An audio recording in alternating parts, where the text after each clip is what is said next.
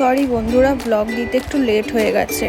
দেখো আমরা আমাদের ডেস্টিনেশনের দিকে এবার চলে যাচ্ছি আমাদের লাগেজ নিয়ে ধুমমাচালে করতে করতে। আসলে ধুমমাচালে কেন বললাম, কারণ আমাদের ড্রাইভার যে ছিল তার নাম ছিল ধুম সিং।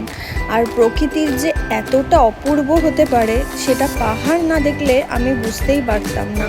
আমি আগে সত্যি সমুদ্র ভালোবাসতাম, তারপর পাহাড় দেখে আমি এক পাহাড়ের প্রেমী হয়ে গেছি।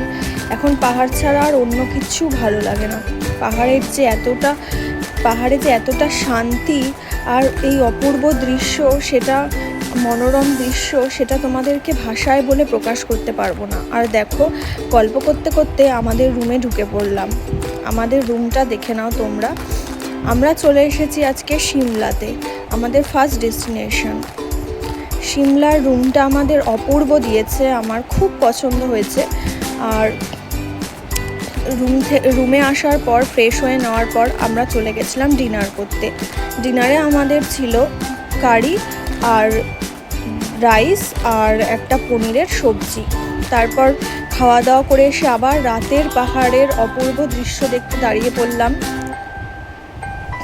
মানে পাহাড়ের এক একটা টাইমে এক এক রকম দৃশ্য, রাতে আলাদা, দিনে আলাদা।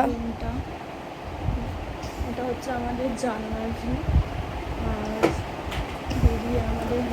জাস্ট ভাষায় প্রকাশ করা যায় না, মুগ্ধ হয়ে যাবে ভিউ দেখে।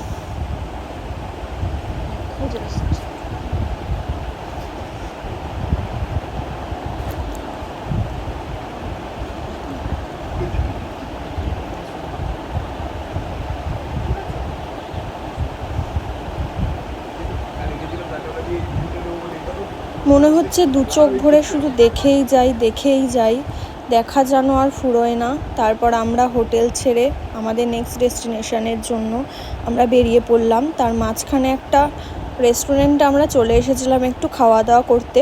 আর সেই রেস্টুরেন্টেরই বাইরেকার ব্যালকনির ভিউ এটা ছিল।